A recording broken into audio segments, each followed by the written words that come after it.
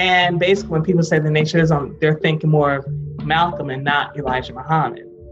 And people in the nation are becoming jealous against Malcolm, especially people who are members of Elijah Muhammad's family. And they're feeling that Malcolm may want to try and take over the nation and step into their hierarchy. And that becomes problematic. But also, how much of this is also infiltrated by the FBI, who we already have the document that they were surveilling them. They were surveilling Elijah Muhammad, all of his households. They were following Malcolm during this time when he's organizing the Hartford Mosque. They're following him. Whenever he holds a meeting, they're walking up to people who go to the meetings and asking what was being said in the meetings. This is all going on at the same time, and it's creating this environment of paranoia and distrust. You don't know who to trust while he's still building up a nation.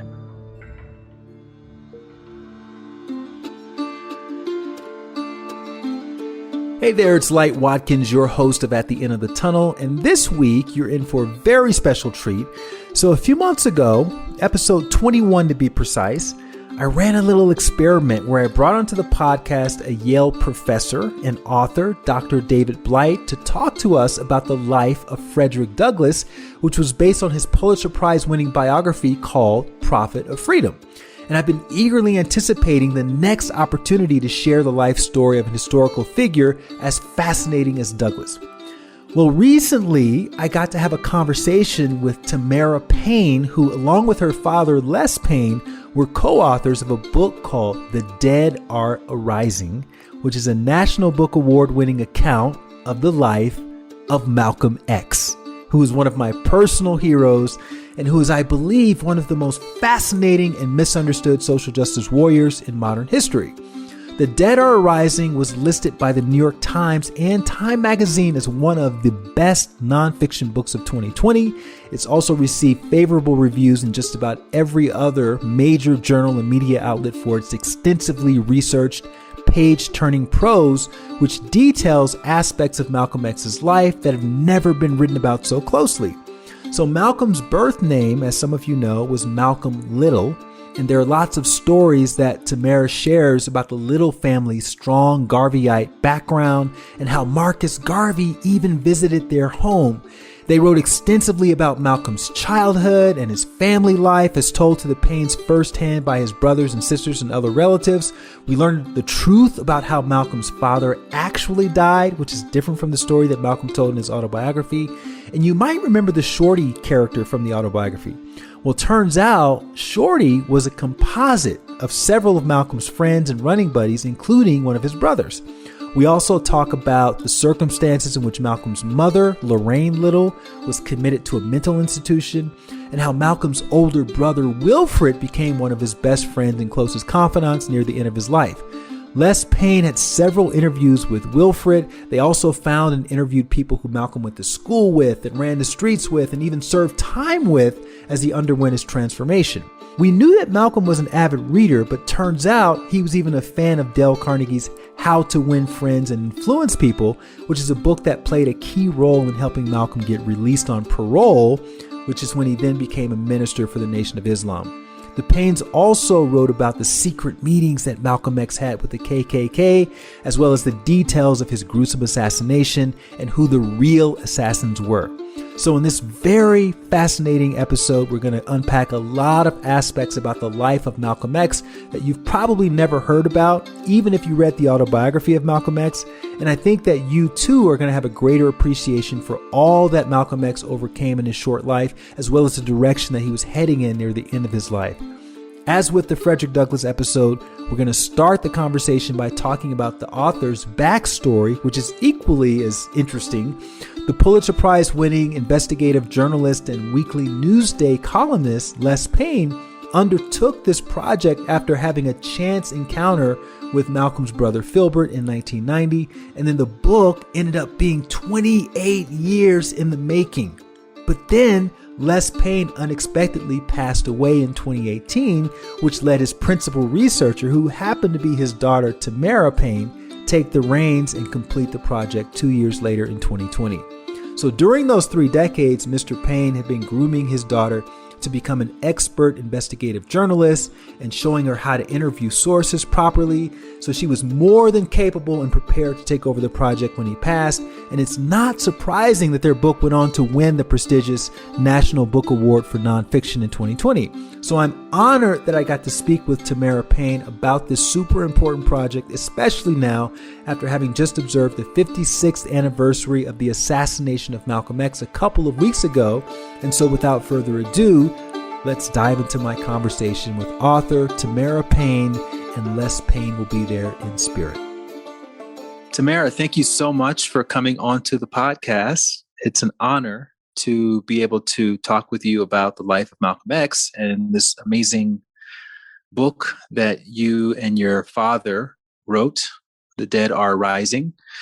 And I want to start off by talking about the genesis of the idea. Now, I know your dad, Mr. Payne, is from Alabama. He's from Tuscaloosa. And Yes. then he and his family migrated to Hartford, where he actually got an opportunity to hear Malcolm X speak at the University of Connecticut. I believe Malcolm was about 37 years old at the time. Malcolm spoke at Bushnell Memorial in 1963. My father was attending University's Connecticut Stores, and he and his roommate went to go see Malcolm because they just said, "Hey, let's go hear what he has to say." And his roommate was Jewish, so it wasn't another black guy; it was a Jewish guy. Well, it's interesting because he described that night as a night that he stopped being a Negro. What do you mean by that? Well, Negro being that this is the term that black people are referring to themselves. They accepted this term Negro at that time. Mm-hmm. To call each other black was derogatory. You know, my father would often joke, if I called my brother black, he would beat me up. And if I called him African, he'd be chasing me even now. So these were considered in 1960 derogatory terms towards black people. And Malcolm was using black, alternating in how he would describe black people in his lectures. You know, he would alternate, say so-called Negroes, and then he would say black. And it was always interesting after hearing my dad talk about seeing him and reading that essay and then listening to Malcolm do it, and you kind of realize like Malcolm's really playing with people. And if you think about it, like how language is kind of how you get used to your ear tuning into how you hear terms. What Malcolm does, he plays around with this and he keeps alternating and he gets this response from the audience, including from my father. He says, Dad said that when he would hear black, my father would be offended, you know, and everybody would move in their chairs and have certain responses, and they hear so-called Negro and they be calm. And Malcolm said, I see you like the term Negro and not black, but what is Negro? But black and Spanish. So what you're saying is I can call you black and Spanish, but not in the language you speak. And for Dad, that was so clear. You know, it was like lightning, you know, struck in his head and just like, wait a minute, wow, that was just so clear and concise. And he said, like, it was enlightenment for him. And then it made him think, you know, like he didn't think of himself as, I willfully see myself as inferior. I mean, we talk about in this book, when we talk about how we have to look at the sense of inferiority Black people have inherited through our history here in this country. It is not because they really see themselves as lower, but it is also a survival tactic, you know, just to get through the day, you know, I mean, to avoid lynchings and stuff. Even when you move up north and escape the Jim Crow South, there are things that you have to do. And that in this moment, it's like all this kind of fell away in that moment for him to see, like, on the one hand, no white person has never seen themselves out on an equal par with me as a Black person, just when they see me. And Black people, we'll say we can do anything, but yet what are we doing? You know, how do we see ourselves? This is a question I think that's, you know, it transpired, even in our generation, that this is something that we've seen. Even when we get to see ourselves on television, what were those images, you know, in the 70s and 80s, you know, and then the 90s, it proliferates into these great images. But before then, it was always like these different images. And those images we start internalizing, this is how we are. This is how we speak. And then we should be proud of them. We should be. But we're also more than that, too. I want to fast forward a little bit. So when your dad becomes a family man he's still reading the autobiography of Malcolm X every 5 years or so. And he's playing these speeches on the weekends. And I'm just curious, what was the setting like when were you guys all sitting in a living room listening to these speeches? Were you in the car? Like, how did that happen? I mean, he had the speeches on reel-to-reel tapes and later on in cassettes, but on the reel-to-reel tapes, he would play it in the living room. We would be in the kitchen, usually eating breakfast around the table, and listen to the speeches.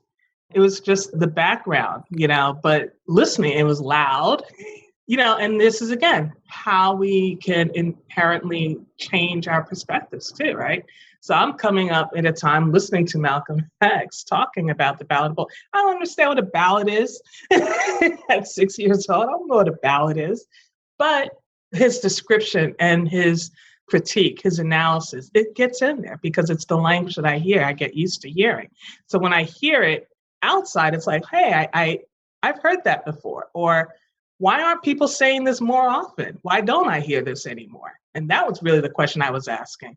But I do want to just say a little bit about my dad because, Dad as a journalist, he was hugely impacted by Malcolm X. And yes, he was reading him and it influenced in how he would look at getting into journalism, which is about getting information to the people so they can make informed decisions, but also in helping Black people to change their own situations and learning about what the forces were doing around them, the governing forces in particular. And so, and encouraging Black people to have that information at hand. Now, if they chose not to look at that information, use the information, you can't control that, but at least have the information there for them to reach it.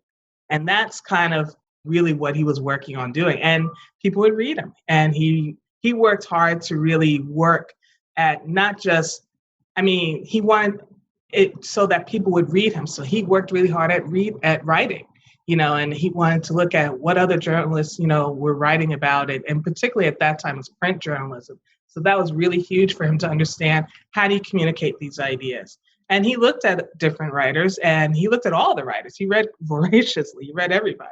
And he read ideals and all kinds of ideas and philosophies. But, one person he would always go back to, and I would say probably two people that, hugely impacted his writing were H.L. Mencken and Mark Twain. And Mencken, because he was an iconoclast, he was very hard-hitting and he was about breaking what the status quo images were. Even though he was a racist, yes, this is true. But if you're going to not read racists, you're not going to read. You're not going to read Hawthorne, you're not going to read, you're not going to read a lot of people. And then Mark Twain, who's just, oddly enough, became what we consider the first American voice, really. Mm-hmm. That was distinctly American, writing about our history and not mimicking the English writers like Hawthorne and so on. And he really was developing an American voice in his canon and his writing. And Dad and I used to talk about this a lot. And, and I really miss those conversations, but just about writing, and what we see from different writers. And of course, they're the Black writers, that he read Richard Wright, he read Langston Hughes, he read them all. But, even when I was showing an interest in writing, he would start me off with Mark Twain. And I hated Huckleberry Finn. And I kept saying, I'm not into Huckleberry Finn. But then I started reading Mark Twain's other stuff, his essays. And his other writings outside of Tom Sawyer and Huckleberry Finn, I thought were great. And I encourage a lot of people to read outside of his stuff, those outside writings.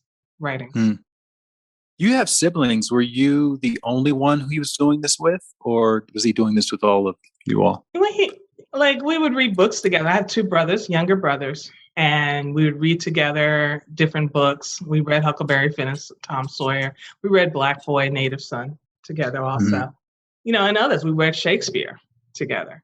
And it was always really interesting. And this was outside of class. This was outside of school, and it was just really getting into understanding the mechanics of writing with a writer. And outside of the home, he was helping to create the National Association of Black Journalists. He was working on Pulitzer Prize material. He had his column. Is that something that he would bring into the house a lot and maybe discuss with you as sort of his apprentice? We all listened to his ideas on his columns, that was like mealtime conversations. We were like, okay, we've had this conversation. So, okay, we'll have to see what the final outcome of this is going to be on Sunday. A lot of time. So you remember him actually, his work process and everything. He would start off talking about it, brainstorming with you all.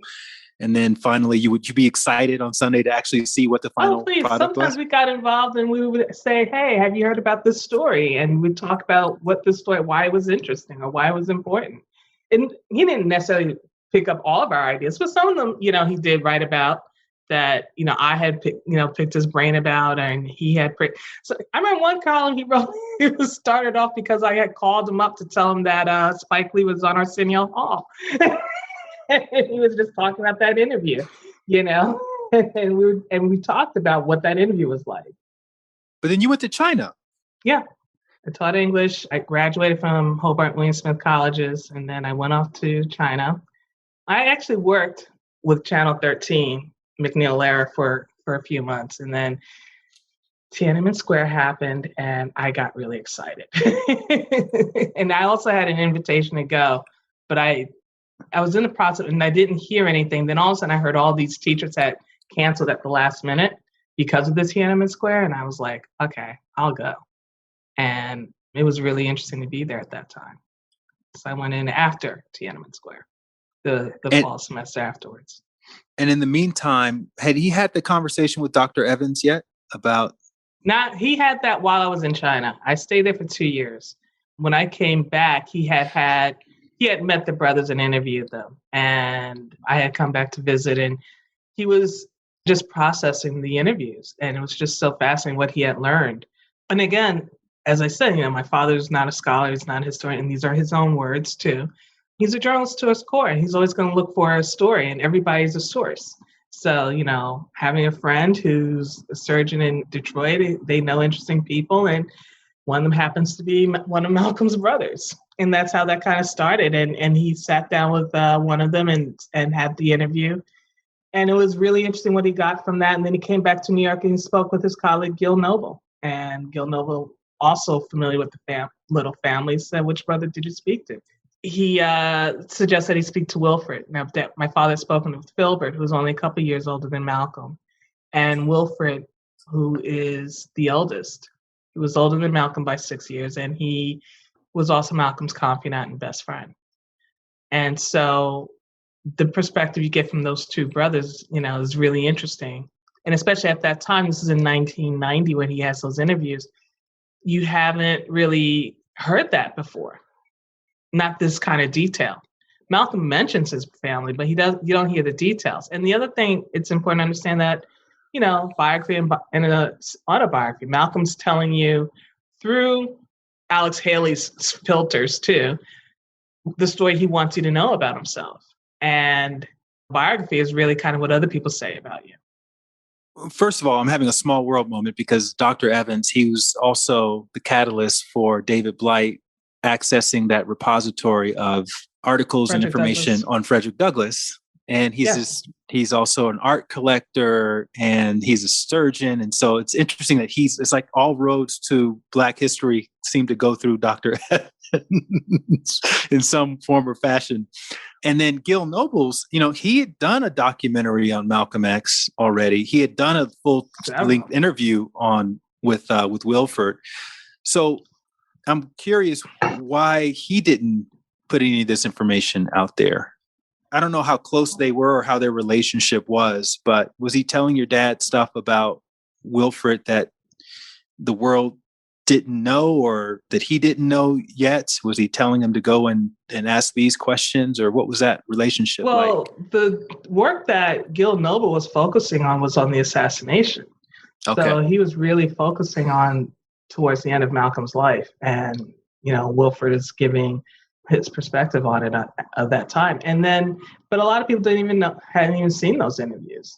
This was learning about their childhood. This was learning about growing up in Lansing. This is going in Omaha. This is what was Malcolm like when he was 12. I mean, Gil Noble, his interviews did not. They were focused on the assassination, which was huge. Got it. I mean, because he's also doing this 70s and 80s. I mean, people want to know what happened, how Malcolm was killed. What was that about? And getting that information about, and he did great work. as far as what he was able to get access to. I mean, and that's the thing. As journalists, you focus on what your story is. Now, and I also say it's also a matter of time, too, that people are also more willing to talk about Malcolm even. Gil Noble and Wilfred, they knew each other and they had developed a relationship, too. But, and I can't speak to all the details of how that, relationship went through. But the thing is that what I found when we started on our book project, that it became a lot easier to find people. Whereas before, what I was hearing was, you'll never find James Shabazz, but we managed to find him. You'll never get Luke Mott. We found Luke Mott. I would say the space had cleared, the environment had cleared, and people kind of coming back and they were starting to talk more. And there was an interest because during the 90s, of course, everybody's talking about Malcolm, everybody's listening to his speeches, and the movie, Spike Lee's movie, has been out. The book was a 30-year in the making project, 28 years with your dad, and then you finished up these last couple of years. I've done a few books. I've negotiated a few contracts. I can't even imagine saying this is going to be a 30-year project. Was it like an open-ended book deal, or how did that work? No. And none of us expected it to take this long. You guys have made distinctions before about the historian/scholars versus the investigative journalism. Is that a part of the kind of, this is going to take as long as it takes for us to interview all these people because this is how we're approaching this subject? When you pick a story like this, when you're picking this life, and you would think that a lot of people probably would think that, this man's been dead, at that point, 25, 27 years, that, you just find these people and they talk and you can put it together. But the vastness of what he did was incredible. I mean, he had to travel. Dad went to talk to people in Africa. It took time. And Dad also did not want to this wasn't a report, just the facts story. Mm-hmm. This was a story of not just about who Malcolm was, the person, because he's always presented to us fully formed and angry. But this is to show who he was as a person, that he had a family, that there's lineage here, and that this family was supportive of him, but also the world he was born into. And as I know when we get into the book, we'll show you the details of the world he was born into.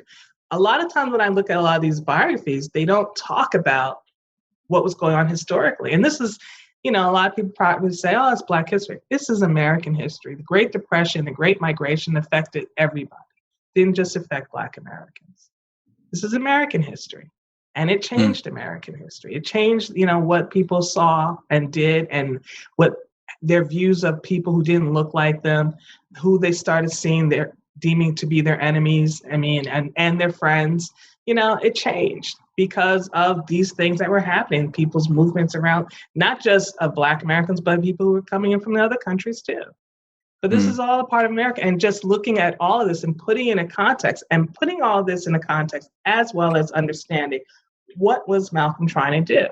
When we look at Malcolm and his work of, wanting this country to work for everybody, especially Black Americans, right? And he does this through the upbringing of his parents, who are followers of Marcus Garvey, but also when you talk to people, it's like, these are the kinds of questions. What was the circumstance that not only brought you into contact with Malcolm, but how were you even in that city, right? For example, John Davis Jr., who was Malcolm's running mate when he was 12 years old in Lansing.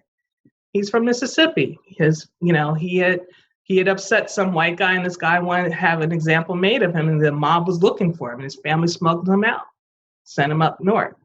And this is a story you hear over and over and over again. This is our history, and it's painful. And to ignore it, we can't ignore it anymore. It's painful. We have to deal with that. We have to come to terms with that, and we have to make people accountable, because what we were talking about is white supremacy.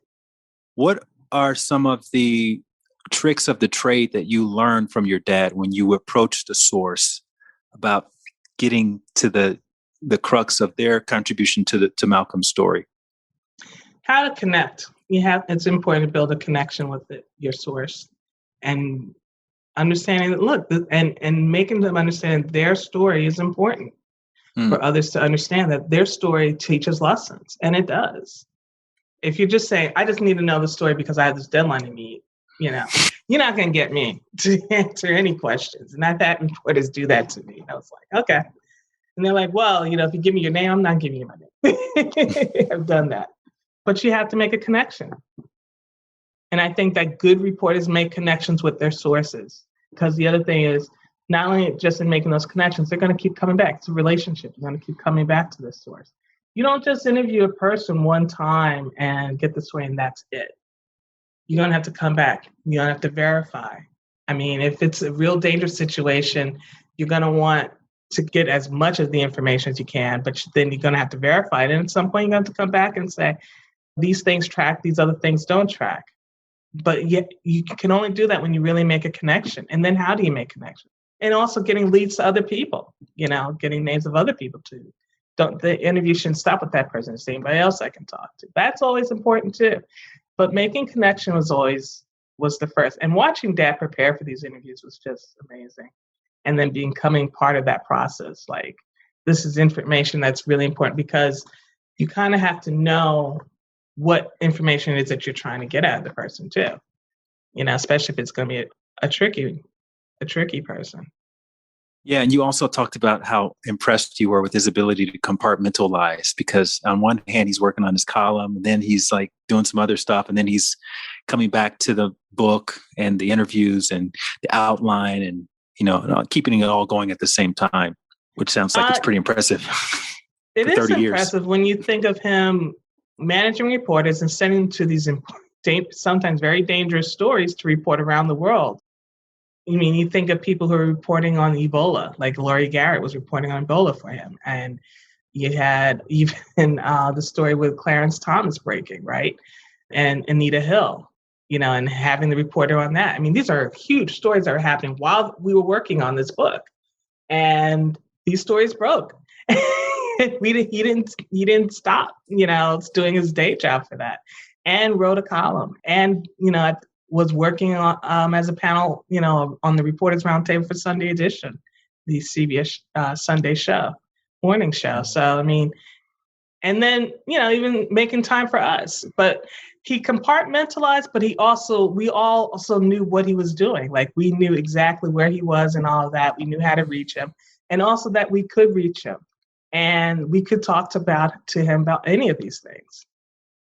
All right. So listen, we're not going to recount Malcolm X's story. If anybody wants to hear his story, they can read it, his autobiography, or read your book, or go on Wikipedia. But I do want to talk about some of the points in the story that may differ a little bit from the autobiography, which I feel like is what you guys did so well, was bringing context to things and maybe going a couple layers deeper in certain areas. So for instance, with childhood, the circumstances in which he was born into, of being in his mother's belly when the Klan came around to his house and his dad was away. And the reason behind all of that was that, and as you guys revealed, that his parents were big Garveyites.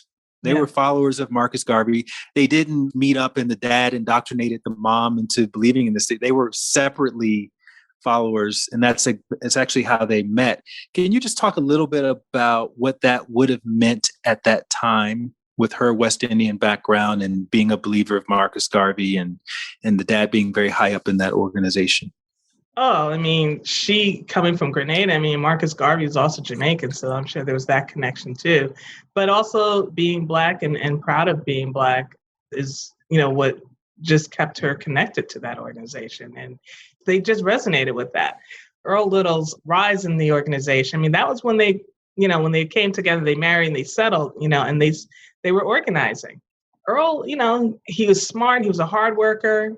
He wasn't as educated as Louise, but he had this pride, and this organization really helped him to express that. It gave him an outlet for expressing, because when he was living in Georgia, his father kept saying, this is not going to work for you because you bring way too much attention to us by, these white folks, and they're looking for you and stuff. So he said, maybe you need to go. And so how do you express that side of you? You have to find an outlet for that. And he found a positive outlet through UNIA and Marcus Garvey, and he was proud, and it resonated with them. And they built, they started off in Philadelphia, and the decision to say we're going to go out to where folks are not organized. We don't know these people. They were like missionaries. They were like Garveyite missionaries almost. Yeah, they were like very intrepid. He was like, we don't know these people, but we're going to do this. And it's great that, that they were able to make that work. And look, marriages, relationships, as they have their ups and downs, but the mission, the overall mission of how to work together on this, they were definitely in step with.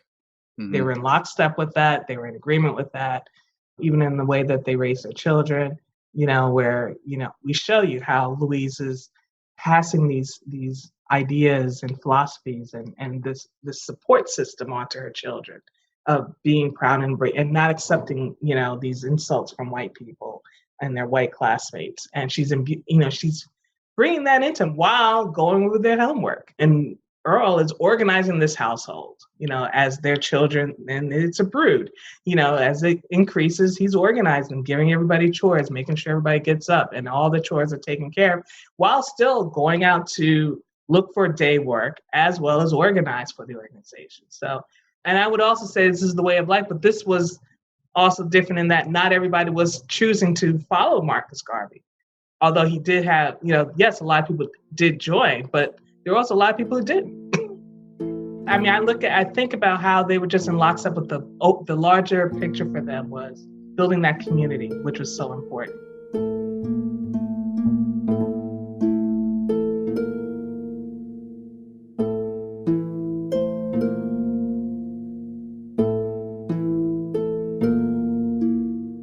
What would you say from your research that Malcolm's favorite activity was as a young child?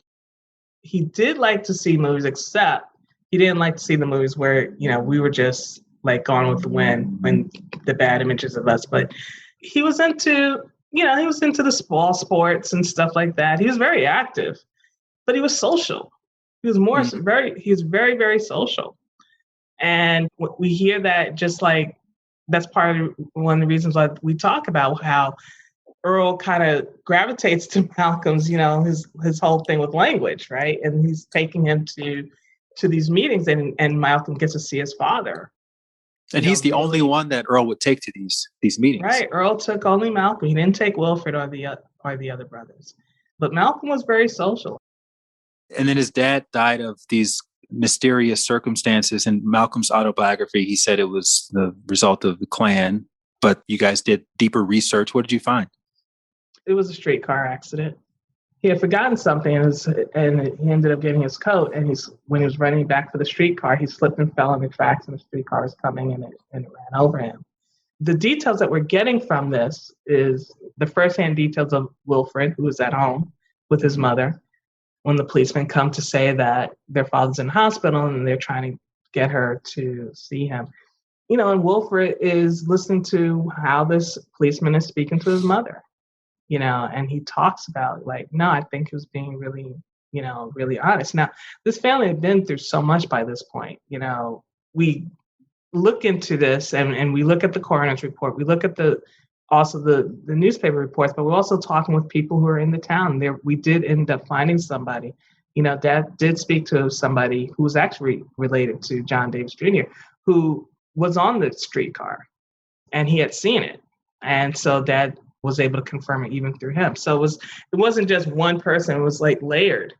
And you have to get layer upon layer of how is this? And you constantly have to ask these questions of how did that happen? How is it played out? How did people talk about it? And Wilfred just would continually say that, we accepted what the police ended up telling us, that it was an accident, except Malcolm did not. And he went with it. And people may ask, why did Malcolm really want to believe that it was the Klan? And I said, because we're talking about, this is the Depression, and the family had just been pushed off their land. They had bought land. There was an exclusionary clause that said that Black people could not own it. And the white neighbors pushed to have them removed. They evicted them and then burned the house down. So there is that tension already in the air. And then there were people who were whispering about it and say, hey, it was the Black Legion that did it. And people were trying to say that they were going to take credit for it with no proof. But what's even more devastating about this, because a lot of people say, oh, okay, Malcolm believes that. But then you look at the insurance companies. Earl had these insurance policies, and one paid, and the larger one did not pay. And they said that they weren't going to pay because they believed that Earl Little committed suicide. And there was no proof of that. Somebody else had said that he had burned his own house down. So, I mean, there is tension in that community, and it's there. And so we see today how this kind of plays out too, right? Like there are people who they'll follow these kind of light, it sounds like it could be true, and then they go down these rabbit holes. And this is a similar type of thing. And it's hard for people. I mean, Malcolm, at the time of Earl's death, he's 6, whereas, Wilfred was 12. And so, again, it's like with a child, I mean, he's still a child and he doesn't fully understand everything. But if he's feeling a certain way emotionally, I mean, it's stuck with him. And the rest of the family, they did not agree with what Malcolm had said. And Wilfred would say this throughout the interviews. Yeah, Malcolm believed that, but no, we don't believe that. And so the family relocated. There was a lot of financial pressure on the mom, who ended up being admitted to a mental institution. And at that time, it's hard because Malcolm also, the father is gone. And by the time she's admitted, this is in 1939. Still, it's just dire times for the family to try to make ends meet.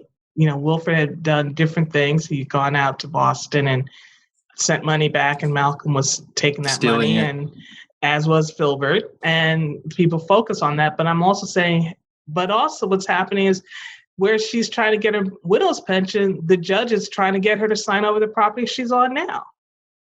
So we can be upset about Malcolm, but what about the government that's doing this? That's supposed to be giving her the money that she's earned as a widow, and these are her benefits. They're like, well, if you sign over your property, and I don't think every widow in this town is having to deal with that. We're not hearing that story, and we're not looking at that. But it's like, this is why you have to look at the world Malcolm was born into. These things are happening, and this is impacting Malcolm too. You guys also noted that Malcolm was always very honest. When he would get caught doing stuff, he would admit to it. He would cop to it. Yeah, he didn't lie. Like even his mother had said, he's not a liar. She said Filbert is another story, but she said Malcolm was not a liar. And Wilfred said he wasn't a liar. He said, he said I bust him all the time, and he said he would cop to it. But he wouldn't tell you. He wouldn't just come up and tell you. He just, if you bust him, he'll let you know. What were the circumstances surrounding this cop that put the gun to his head when he was 14 years old? Well, I mean, he was with John Davis Jr. and Malcolm, he's in his teens. And this is before he's sent off to Mason, actually. So he's more like 13, 14, right? 12, 13. Mm-hmm. But still, it's these teen years. And Malcolm, one thing that John Davis would talk about, like he liked attention. And he would do these kind of risky things and draw attention to himself. And this thing with a cop, they got in trouble for supposedly messing around with this white woman. It wasn't him, but the cop was drawn to him because his description was tall. He had red hair. He was tall, yeah. He had red hair. He was black. John Davis was tall. And John Davis was 4 years older than Malcolm. So that's the other thing. But they looked older because they were tall and they were black. And so this officer, he was drawn, his attention was drawn to Malcolm, and he put a gun to Malcolm's head, and Malcolm dared him to pull the trigger, Whitey, and John Davis was like, I was scared. I was so scared. He's like, he couldn't believe that Malcolm was doing this.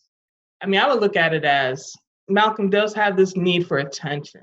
And I don't know if that's necessarily the proper way of saying, but he likes attention. And in that age, I mean, and I think this is what we have to look at development and how we develop in our ages. I mean, Malcolm is in his teen years. And people will look at, like, to me, when we talk about Malcolm as a criminal, he's always presented to us as if he was full grown, like 25 years old. But when you really look at it, he was 20 years old when he goes to jail. So I all of think this because, stuff is happening. Spike Lee's movie portrays Denzel Washington. He's clearly in his 20s, maybe 30s when he's doing all this crime and stuff. But yeah, you're right. He was a teenager. He was a teenager. But I would also argue from the autobiography people would teach that before the movie. I mean, I felt that way when I was in college when they were teaching the autobiography. So, I mean, yeah, I know a lot of people's memory might be about Denzel portraying this, but what I'm saying is that the information has been presented. And it could be even that you would say Malcolm would have, wanted people to think that he had done all these horrible things he was older, but he wasn't. He did these things and he was in his teen years. And so here's the clarification that comes up. And then when you look at it that way, a person committing these crimes when he's in Harlem, yes, he's pimping women and not pimping, but steering them to jobs and stuff. But what is everybody else doing? What is the environment of that time that he's doing this in? And this is in the early 40s. So he's a teenager, he's doing these things, and he's surviving. He's trying to make a way. But it's also, I'd say, that he's still developing too. He's still learning. He's learning from all of this stuff. So by the time he gets to jail, he's not 25, he's 20. He's just turned, 21. He's going on 21 rather, when he gets into jail. It's a totally different mindset.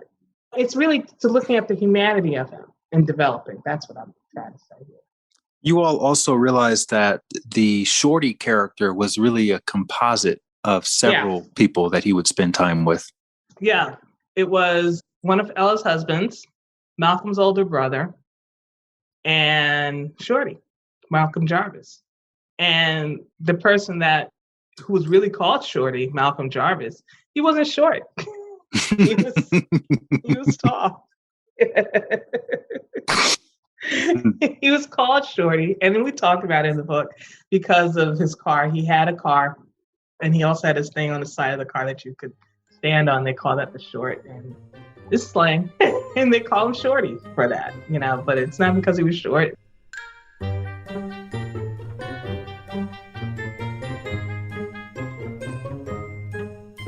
When he was in jail, obviously he had become this avid reader. He read the dictionary, he joined the debate teams, etc. He used Dale Carnegie's book to get parole, How to Win Friends and Influence People. That was at the suggestion of his brother, Wilfred. In fact, Wilfred suggested it to him and Malcolm Jarvis. Malcolm Jarvis uses it and he gets parole. Malcolm says, I'm going to tell these people what I think about them, and he ends up getting another year. But then Malcolm does study that and How to Win Friends, and yeah. But no, after Malcolm's father dies, Malcolm has his void, and he's still also searching to fill that void of that father figure. And and Wilfred, as the older brother and very good friend, I mean, he kind of steps in, but he's still his older brother. And then when you also look at Malcolm's attraction to the Nation of Islam and Elijah Muhammad, who embraces him after he's coming out of jail and not make him feel like, oh, you went to jail, you're a terrible person. But just saying, no, man, this is all part of your experiences and this is going to help us grow our organization. And Malcolm, he feels that he's found this new father figure.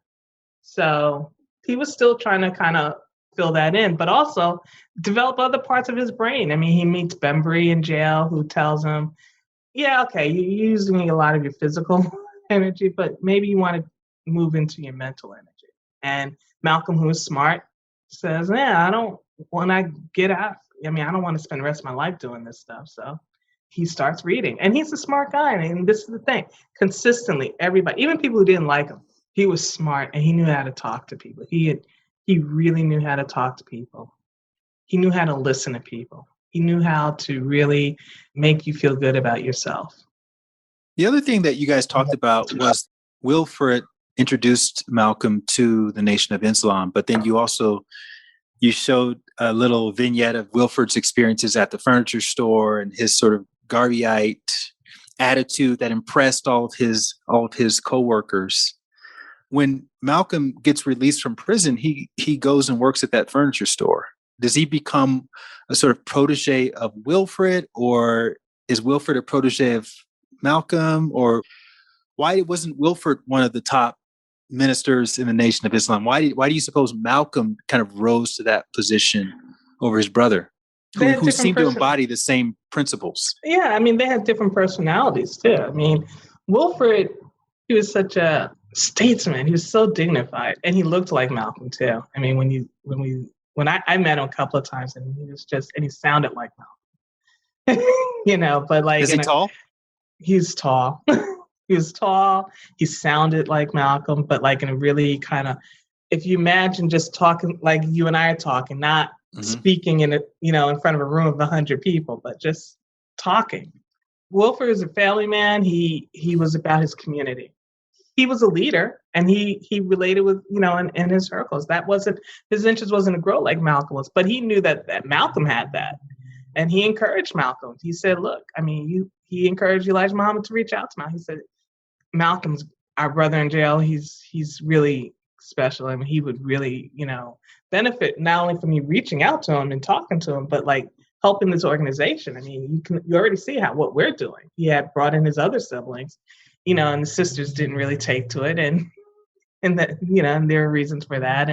But the brothers, they kind of found something in there for them, and Malcolm really grew with it. He ran with it. Malcolm had bigger ideas.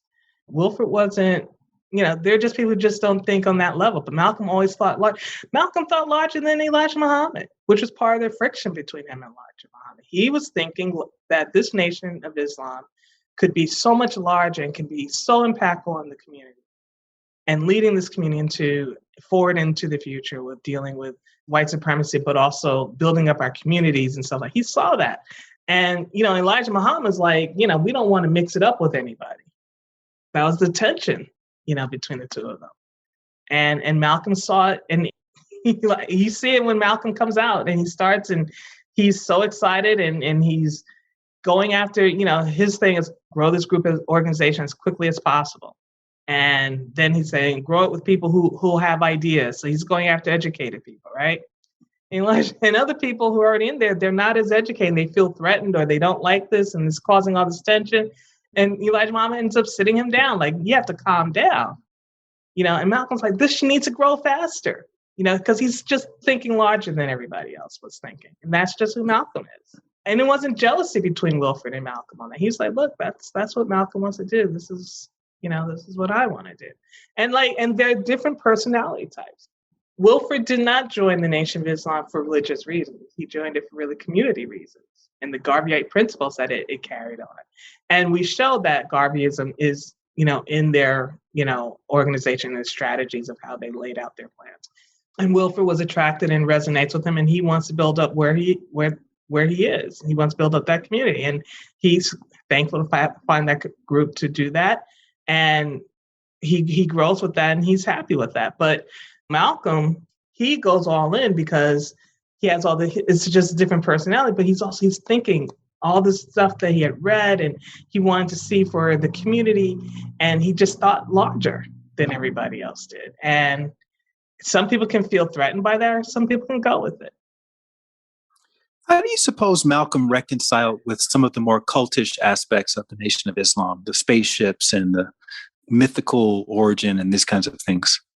I mean, I think there were times when he did believe in it, but I also think that he started teaching that part a lot. He left that to other people. And he wanted to focus more on building the nation, making sure the FOI was, doing what they needed to do as very training the men and making sure people were being respectful. And, I think that he grew away from that pretty quickly. And he stopped teaching a lot of that. He preached it in some of his stuff, but in his later speeches, you'll see that he doesn't really preach that. He would let other ministers teach that. This led to this infamous meeting with the KKK, which you described it in detail in your book, but it hasn't really been talked about very much outside of the Dead Are Rising, or has it? No, and people knew about it, and Malcolm talked about it, but he didn't want to talk too much about it because it angered him. This really angered him. From what we found, and Dad talking with Jeremiah Shabazz, is he really learned that, look, Malcolm doesn't like the KKK. He doesn't want to have any kind of alliance with them at all. That's his position. And the nation they don't want to mix up with anybody. So Elijah Muhammad kind of sees, well, maybe we can work something out, because the KKK in the South, they're in everything. They're the police, they're the realtors, they're the doctors, they're everything. So maybe they can help us in building our nation and our businesses down there, or they can leave us alone as we conduct our business. And he's saying, see what we can get out of that. Malcolm, on the other hand, he was like, he wanted to have a showdown like they had in the newspapers when, you had the letter writing campaign with Elijah Muhammad. I forgot who it was now, who wrote into the Philadelphia Inquirer and was basically saying the Nation of Islam, calling them the N-word, and they're the only thing that, Black men wants to be with the women, and cannot happen. And they had this whole argument literally in the newspaper. And Malcolm wanted to have kind of a showdown like that, face to face. And Elijah Muhammad's like, no, let's see what they want. And this is what we want. Let's see if we can make something work. And Jeremiah Shabazz, he's a minister of the Atlanta Temple and a follower of Elijah Muhammad. So he's more like Elijah, whatever Elijah Muhammad says, we do. And Elijah Muhammad is the leader of the Nation of Islam. So they definitely have to follow the orders. But, Malcolm starts to see that this can be problematic for him, because there's no way that he can, be right about the Klan, doing anything with the Klan, hiring them as lawyers or anything. He don't want any of that. And that Elijah Muhammad can do that, that's a problem for him. Well, he also has that personal conflict of one of his earliest experiences, even before he was born, was involving the Klan. And so they've been a part of his life in a detrimental way for as long as he can remember. That would definitely be the background of it. I mean, that's the foundation of it. Showing up on the doorstep while he's still in utero and rising up in Lansing in the Black Legion, to the feelings of their, make him feel about his father's death. I mean, and just constantly seeing them in the news and what they're doing, and the fear that they're instilling in people who are joining the nation, who are running away from the South. This is a terrorist group.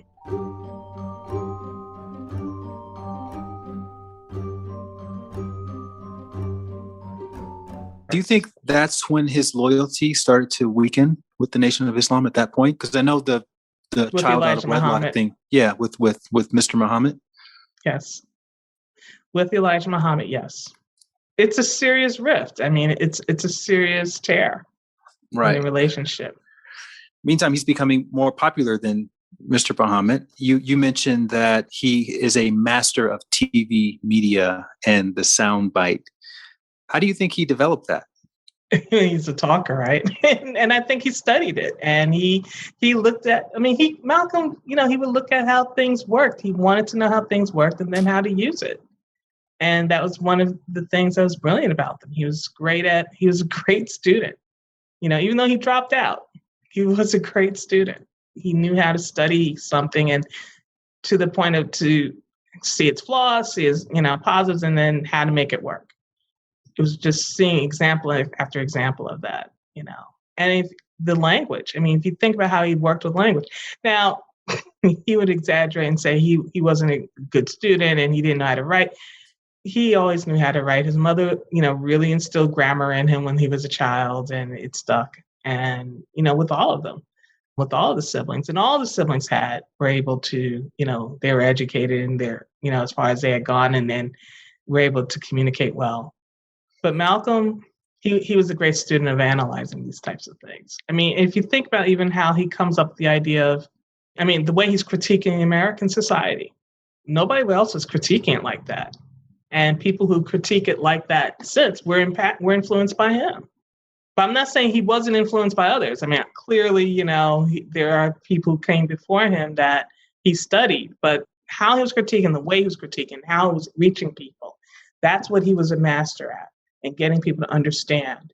And whether you were a college educator, had a PhD, if you see how he even talks to Bayard Rustin, people, quibble over who won the debates that he had with Bayard Rustin, but Bayard Rustin had respect for Malcolm, as a debater. And then you have people who said, I don't believe anything about the Nation of Islam, like in the Hartford chapter. You have people who were educated who, I don't want to be Muslim, but I like the community thing. I like the entrepreneurial stuff that Malcolm was stressing. He showed them how to do it. So he had a way of reaching people where they were. One of his main mantras was self-defense, right? Like we're going to abide by the laws. We're going to do everything correctly and be self-sufficient, but we're also not going to tolerate any kind of violence against our community. Right. And then this Ronald Stokes affair happens, which further weakens his loyalty to the organization, the Nation of Islam. Can you talk a little bit about what that would have meant for him? Yeah, I mean, because what's happens at this point, Ronald Stokes is killed by policemen who basically harassing the Nation of Islam in California and LA temple, and they run up into the temple and they shoot people, and Ronald Stokes dies. And Ronald Stokes is like an exemplary member of the Nation of Islam in California. And he and Malcolm were friends. They had a lot of respect for each other. So when he dies, this is somebody Malcolm knew he was close to. But it's like, we have to be able to hold these people accountable. We have to be able to fight back on this. And Elijah Muhammad was like, no, you can't. He wouldn't allow that to happen. And it was huge. And it was another realization for Malcolm, because it's like, if we can't defend ourselves in these situations when we're vamped on or when we're attacked, what are we doing? It was like, what are we doing for him? And that really tore at him. I mean, he really wanted, and he had them find out who the policemen were, and the FOI out there, they were ready. They were ready to go after the cops. But Elijah Muhammad said you couldn't do it, because if you think about it, if they went after the cops would come so hard on the Nation of Islam, they wouldn't be able to do anything. But on the other hand, this is constantly the case that we are constantly experiencing throughout history, right? Even today.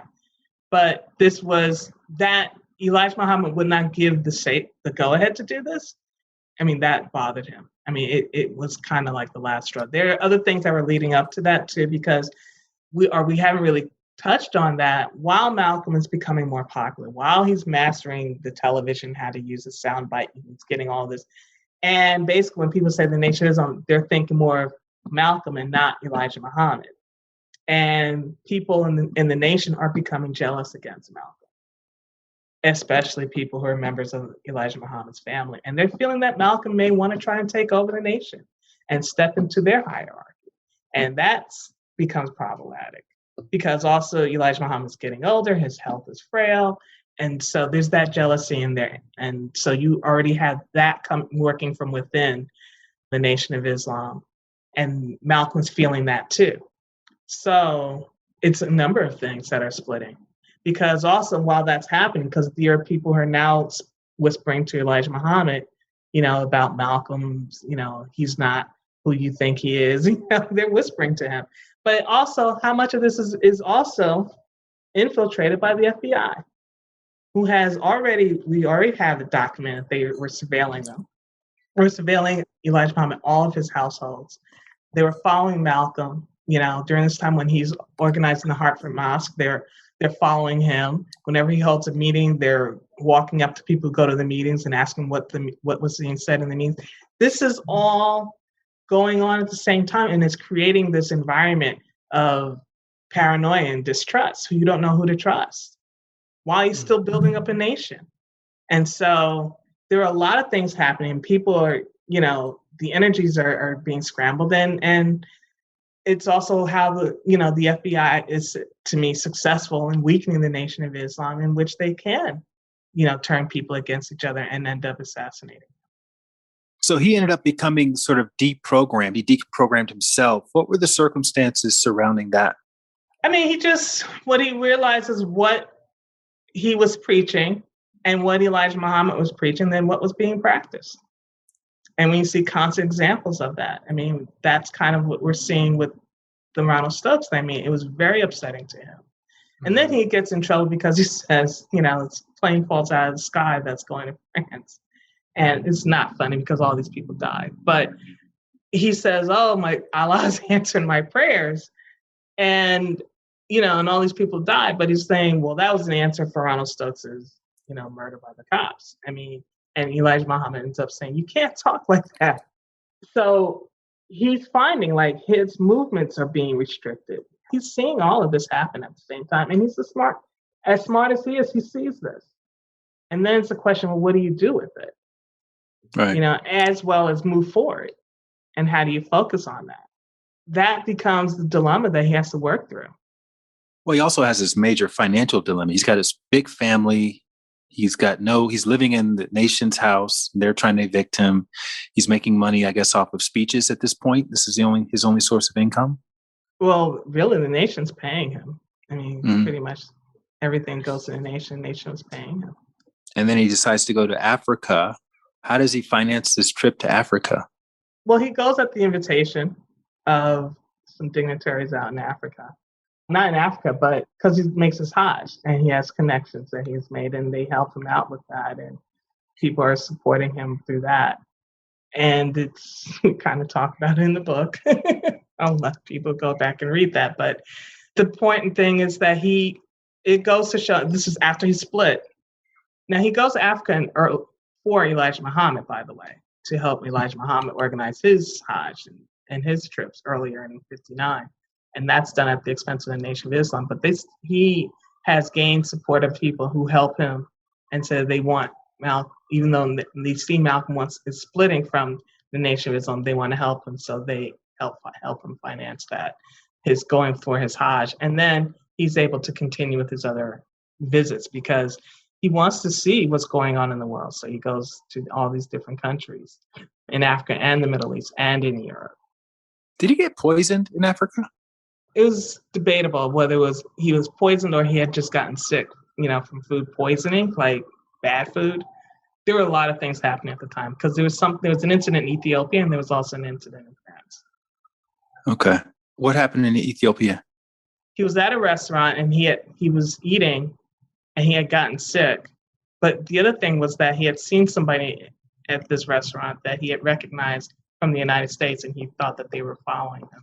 He had believed that they were following him.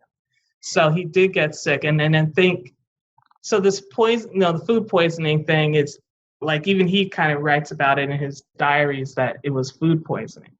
But yeah, I know a lot of people say that he was definitely poisoned. But I'm not sure whether it was actual food poisoning or if it was actual poisoning. You guys didn't find a chef at the restaurant to interview and talk about that night? We didn't find that. So we didn't nail it. It's interesting. You guys did talk about the Sunni Muslim who challenged Malcolm's translation of the Quran. And yes. That was a little surprising for me, to be honest, because I felt, as such an intellectual, how could he have missed that? How could he have not known about the various translations of the Quran? Or was it just cognitive dissonance or something like that? Well, because like you said, he had been all over the world at that point. No, that actually, he was still a minister at the Harlem Mosque. So he hadn't done that trip in 59 at that point? He had done the trip in 59, but his real exposure to this is through whatever they're teaching him. So there was exposure, but was he really, what he was studying, and what he was exposing himself to, and what the Nation of Islam was teaching was not true Islam. And they knew that, Malcolm knew that, but it's when you have somebody, he says, let this man speak. Let him explain to us, what he's saying, because he didn't know Arabic. And he was interpreting something from the Quran that was written in English. And the man says, that's not what that means. And that's when he has to kind of go through this whole thing. And he's still a minister at that point. So sure, he's going to these but is he really studying? And that was my question. So he's studying what he's been given in the Nation of Islam. He's not studying all of the books, that are out there and doing all of this work. He wasn't doing all of that at the same time. The last couple of weeks of his life, he didn't know. Well, actually, there was hints that his mother was psychic and that he also knew that his time was nearing the end. And his house was firebombed at 2-something in the morning. They all made it out. But then you guys kind of went into this great detail about what happened after the firebombing and what that was like. Did you actually talk to people who were around during that? Well, yeah, I mean, we spoke with people who are in the nation, like Captain Joseph, and we spoke to people who are following him, like James Shabazz. And yeah, I mean, there were the people who were around him who were telling us what was going on. Yeah, But it talk a little happened bit in about that kind that. of detail. Right, because again, he had no money, so he has a family. No, because at this point, basically, it's like people around him are realizing he has no money and that he needs help, and they're giving him places to stay because at that time, I mean, people were more supportive as far as like making sure people had at least a place to stay like that. And he fortunately had people who were around him who were doing that. I mean, if you even think about the time. Well, let's just talk the firebombing. They've been evicted from the nation, so basically that's their cut. He split from the nation. The House is now evicted. He's cut. So now it's like they basically are at the mercy of and support of friends. Like Beyonce Davis and Ruby Dee's and the Harry Belafontes. They definitely were kind of around, and helping. And then a week later, he is assassinated. And I didn't realize this when I read the book. I found out there was a rehearsal for the assassination before the assassination. Yeah, the dry run, as we call it. Yeah, the dry run. And the undercover cop was the one that and that comes from where we get that information from. You get it from Gene Roberts, who's working for the BOSS's Bureau of Special Services and Investigations, which is a special section of the New York Police Department. He is not a trained police officer. He was in the military with, different intelligence clearances, but he's never gone into the police academy. He is taken basically after he hits the street, after he leaves the military. They hire him to be an informant and to infiltrate Malcolm's group. And he did, and this thing stays with him. What happened? Because, honestly, when you see somebody's chest opened up, I don't know how you get that out of your mind. I think that kind of just stays with you, no matter whether you like the guy or didn't like the guy. And at the time, he wasn't a huge fan of Malcolm's, but he did see his humanity. Mm. And his training kicked in. He was an Army medic, and his training kicked in. And when Malcolm's assassinated, he's the one that is giving, Malcolm CPR, and he tries to resuscitate him. And, it's Malcolm's, it's just gone. Well, I don't want to go into the details because I want people to read the book, but you guys do kind of plot the entire assassination, and you have some pretty strong conclusions about all that. Because I know that's another, mysterious aspect of Malcolm's life. Who exactly was the assassin? Was it the government? Was this the mosque? Or, what actually happened? So much of, Dad's work in that, those last chapters in particular is like some of his best work as far as finding people and not letting story kind of get away from it as much as he could, and finding out what really happened. And he was determined, he was constant just trying to find out. And this thing years later, it's still, people are still connected to this. It's like, it's branched out. And what I mean by branched out, like way that people had moved around. But the work that goes into this is just incredible. And the details, and it's just showing that you keep asking the question, you don't let it go. And this is how these stories can go on for so long. It's like you can say you have a great book when you talk about Malcolm's earlier life. But then it's like, but how can you write a book and not cover as much as you can about the assassination? And my father was really determined to get everything he could find about that. And I still think that there's stuff out there. Yes, we find out who the killers are, and they're not going to, because most of them have passed on, and they're not going to have served a day in, their lives for this murder. But like I said earlier on, it's like you can't just solely point your fingers at the Nation of Islam because they were infiltrated. And there's plenty of evidence to show you that Hoover wanted Malcolm taken care of in his own writing. Mm. He wrote that. So today that people still question whether or not the FBI was involved is we lay it out how they are. And other people have worked on showing you how the FBI did this and why they would do this and why that work continued. And if they were capable of doing it back then, Do we honestly think that they have stopped?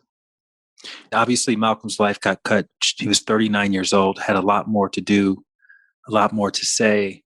Where And he was taking us as far as the human rights issue and how we were seeing ourselves on the human rights issue level. I mean, it was revolutionary for that time. But the way he was critiquing what America's doing, even when you look at, I remember just looking at the Ballot of the Bullet speech, for example. You read that today and you're like, wow, that totally explains the setup of these two parties, right? And how, which party do you choose? They both have issues, major, huge issues, and they're not for, unless we really work to make them part of our, look at our issues, but where do we fit in them as Black people? I mean, he really lays it out for you to see that. And that kind of critique, and he was so clear on that. And there was even a comment, I've been thinking about that he said, where he talks about how racism in the United States, and call it white supremacy, it succeeds because of greed and ignorance. And in order to overcome it, he says, if white people understood Black people's real contribution to civilization and sciences, they wouldn't feel the way that they feel about us. If they really saw what we were doing, and they would feel not as superior to us. He said to be at least negated. And he said, Black people, if they really understood and saw what our contributions were, that we would see ourselves different. We would see ourselves as human beings and act like human beings among human beings. But he says, but the only way to overcome this is through education. He says, you don't even get that through going to university degrees, because the American education system is set up to keep us dumb. He didn't say in those words, but he says that it's set up. I hear these conversations, and you're like, and you really kind of start to think about, well, where are people getting this information if they're not looking outside of, the school syllabus, the class syllabi that whether they're in high school or college. We have to really go out and educate ourselves. And sometimes educating ourselves means simply traveling or talking to people from other places and really trying to understand their histories, but also understanding that these people may not know their own histories because they've been denied. But we have to understand, Malcolm critiqued that in 1965. He said that in 1965, and it still holds true. And speaking of people whose life ended early, in March 19, 2018, your father unexpectedly passed. You obviously were devastated, but then you were kind of thrust to the forefront of this project. How did that feel for you, becoming the sort of primary person involved in this project? Did you feel ready? I was ready, but I was upset.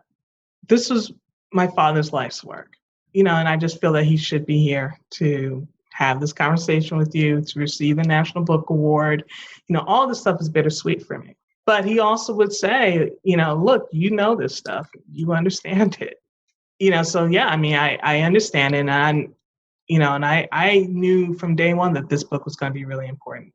And as the time drew closer to the time that it becomes published, and then see what's happening, current events, I was like, man, this book is right on time. And that's one thing Dad said. I was like, there were times when I said, can't we get this book out sooner? He's like, whenever this book comes out, it'll be the time for it to come out. And he's right. But it is sad to me that he is not here. I'm proud to have been able to finish this book and make sure it is published and people are reading it, like yourself and throughout the world, and that people are seeing Malcolm in a more nuanced in his way, and seeing his humanity and seeing the world that, he was born into, what America really is, all over, here and abroad. And at a time when all the veils are coming down about, all of the hypocrisies. I can tell you, before January 6th, people were uncomfortable saying white supremacy, but after January 6th, everybody's saying white supremacy. But Malcolm was saying that back in 1960s, as was Martin Luther King and other civil rights leaders. They were talking about that then. And what would happen? The media would isolate these guys and then make them the perpetrators and say that you're the racist, you're the troublemaker, you're creating this, not the system. It is you, because you're speaking out against the system. And we see this happening every single day, whether it's Colin Kaepernick taking a knee during this national anthem. Come on. This country said that we should be able to protest. I mean, a silent protest like that, sure, you're going to be accountable, but what is taking a knee? He's still showing respect. But because it's him and his image of doing that, that riles people up. Why does that rile that up? It's challenging white supremacy. You all even talked about how Rosa Parks was a Malcolm X fan, which I think surprises a lot of people as well. Yeah, I mean, that was great news to find out, actually, because it just goes to show you, because you can say you don't have to choose between Malcolm and Martin because we had them, right? Mm-hmm. Now you hear the woman say, you know, who was considered the mother of the civil rights movement, say, I was more Malcolm than Martin. You know? And I say again, it's like he critiqued what was going on. He critiqued the movement, but he also provided ways for people to deal with these situations. Educate yourself. Be private, embrace yourself. Don't accept when people tell you there's something wrong with the shape of your nose and your lips and the texture of your hair. Don't accept that. Embrace yourself. He was saying, and if you embrace yourself, then you're changing the perspective. You know, and it's like you hear that actually being uttered in the new wave, right? In this new wave mentality, the Enlightenment, when they talk about changing your perspective, transforming your perspective. It's what Malcolm was talking about. Embrace yourself. Don't accept what people are telling you about yourself. 3 more quick questions. I know when you're publishing a book, the title is usually one of the last things you decide upon. Was your dad a part? Was that his title? Dead or Rising? That was his title. Yeah, the Dead or Rising was Dad's title. It comes from the Nation of Islam. When they refer to people outside of the nation, they call them the dead. And Malcolm, you know, this is their language. So Malcolm, when he was in Hartford, writing to Elijah Muhammad about his progress in recruiting new members, and he was saying that we're coming across some obstacles, but we're making headway. He said the dead there are rising. And Dad just changed the rising to arising, because arising connotes really more of the action of transformation, right? And so it became a metaphor for the book of looking at Malcolm, of looking at how people around him, even the dead are arising. Malcolm was the dead are arising. But then you can look at today as well, the dead are arising. How do you think Malcolm would think about success these days? I think he'd be really critical of people accepting or going for what he would say. I mean, he would be like, you've been hoodwinked, you know, accepting what people are calling success, like these material capitalists. Yeah. Capitalist. The television images, only looking at what the media is showing you as success and accepting that, as opposed to real internal growth as being success, and real, you know, that you can stand on, that can support you, and you can rely on during difficult times. You can't rely on that, on this materialism all the time, you know. And you're in your deepest moment, you're dealing with, you know, this question of whether you're going to move forward, you know, or sideways. Having a Mercedes-Benz sitting in your driveway is not going to help you, you know. And I'm not saying you shouldn't have one, and by the way, I'm just saying that Malcolm would be critical of that. You know, it's right. Like thinking, having the inner wherewithal to move forward, you know. And he would see that we've been kind of caught up with when you look at the media and the media images that they keep shooting at us. And he'd be really critical. However, he'd be moved by the Black Lives Matter, you know, young people and what they're doing. I think he'd be really interested in how they have, you know, the way that they are moving. You know, it's like they have different foci. I mean, if you look on local levels, they're focusing on where they are locally, you know, and then there's the national movement. But if you look at where they are in Louisiana and where they are in Georgia, it's different than what you see here in New York, because these states run differently. He would be interested in seeing that, but he would also want them to be, he would probably be able to give them more insight on how to move forward even stronger on that. And I think that we really missed something when Malcolm was taken from us, because he was really on the precipice of something. I mean, I think about that moment I write about in the epilogue, where he was at the University of Beirut and speaking with those students. You know, these are Iranians, and they're have a question and answer session, and he's just listening to them, you know, and their problems. And he said, you know, what you guys need to think about is monetizing your resources for yourselves. And they were saying that nobody had ever spoken to them about that. This is in 1964. So I'm like, those types of things we are missing. Like he was free enough to think, be in a situation, think about how the world is working and its ties to resources and how to get systems organized and disorganized about that. And I think that he really would be, he would have helped us figure that out. And so you've completed this monumental project. You're obviously still promoting it to some extent. I'm just curious, what's next with you now that you're this big National Book Award winner and investigative journalist? What are you up to next? I'm really just focused on promoting the book. And I really also just kind of keeping Dad's name out there. It's really important to me because not only did Dad do this work, I mean, he's worked on so many important stories that we should know about, like how he reported even on the Soweto uprising in 1976. And if you look at what's happening in South Africa now, you'll have a lot of people who will tell you that apartheid didn't happen. Whereas in Soweto uprising series, he's writing about how that system in real time, and it's almost like we really need to go back and look at that. And so I think it's really important that what's important to me about this book is that it shows what was going on in 20th century America and how we got to where we are. And it hints at things that happened even before that, right? And it's important that we know how we got here. And there's so many stories in here that I think can even be even more fleshed out. And I would like to pursue some of those. But more importantly, I think we really need just getting the focus on people to really look at this history and understanding how we got to how we are here. It didn't just happen, and it's not a surprise. I want to acknowledge you for carrying on your dad's work and for being a great spokesman for that and just for showing up over these 30 years. That's a long time to stay committed to a project while you're doing other things. Yeah, but I learned a lot from my father as a journalist, as an interviewer, as an editor, as a writer. And it was just so many lessons I learned from him and just about this history. And working on this book for me, too, was just learning this history up close. It wasn't just a textbook for me. I mean, really, these people are alive. John Davis is a real person to me. Wilfred's a real person to me. I've met them. Vicki Garvin, Alice Window. I mean, these are people who are really real people. They're living. I've spoken to them. I know the sound of their voice, and they were living history. And we were able to get a lot of their story on the page. And I just think it's really important that we hear these stories and understand. I know a lot of people like to talk about Malcolm and his, issues with women. And I'm like, but it evolved. He didn't stay in one place on that.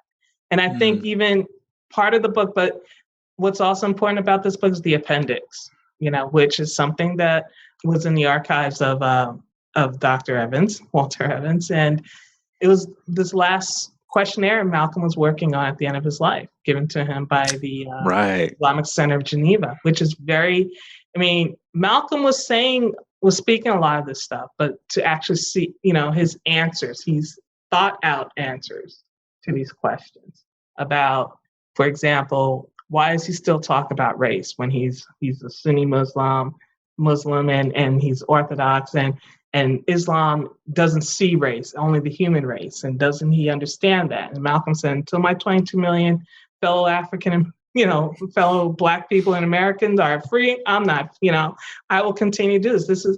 They're not free yet. And he was even critical of them, saying that, yes, this is a great religion, but even when you come to the United States to bring recruits, you only look at white Americans. You don't even look at Black Americans. So he's still critical, and he still holds having, the freedom of Black Americans as his first cause, and he doesn't put himself in front of that. Do you have any thoughts about the fictionalized One Night in Miami or the Who Killed Malcolm X Netflix series? Did you see any of that stuff? Yeah, I mean, Who Killed Malcolm X was a documentary. That wasn't fictionalized. I mean, no, that wasn't really the Yeah. They did really, they did some really interesting work there. And I think it opened the eyes, and look, it got the, it got the attention of people to, look at this murder case. The DA apparently was revisiting whether or not to open the case back up again. Yeah. And look, Norman Butler, we show also that Norman Butler and Thomas Johnson weren't in the room, and that the people who could identify were not called in or asked those questions. Like Benjamin Kareem, for example, Gene Roberts wasn't called in at all because they knew that they called him in and people would realize he was a cop. But I thought that they did some really good work on that. And One Night in Miami, kudos to Regina. You know, she really did this because, again, like in our book, by putting Malcolm in the context of his family and the world he was born into, you're showing his humanity. Mm-hmm. And in this book, in this movie that she did, you know, she's showing the nuance of these 4 iconic Black men who were so important in 20th century America, not just Black America, America. And they had a friendship and that they were all breathing this kind of rare air and their position and those conversations they were having are so important. And it was like, we got to like look in on that and what that was like. And then to see humanity of their disagreements and their agreements. And it's kind of like how we have our own friendships, right? It's like you have friends when you're like, man, I don't agree with you in this, you know? Yeah, I didn't agree with you when you said that, but you know, you're right. You know? And it's like being able to see that is important. Yeah. Yeah, it was awesome. Really did a great job portraying the nuances that exist. And yes, I mean, it's fictional, but it's still images that are important. Yeah, and the spirit was there, I felt. Absolutely. Yeah. Beautiful. Well, thank you so much for taking time to talk to us. And I hope everybody gets a chance to get the book, The Dead Are Rising, and I'll put all of it in the show notes, all the information. What's the best way to keep up with you? Are you on Twitter? I know you're on Instagram, but you're on... I'm on Instagram. I will have a website up, thedeadarerising.com, where people can also reach me. But right now, it's Tamara Payne on Instagram is the best. Okay, beautiful. Well, thank you so much. Thank you. I don't know about you guys, but I'm inspired. And I want to keep bringing on more experts and authors to talk about the fascinating lives of changemakers from modern history and even ancient history. I mean, why not? Because not only do I get to learn a lot, but we get to see their lives in context and glean whatever wisdom we can from their experiences to apply to our own.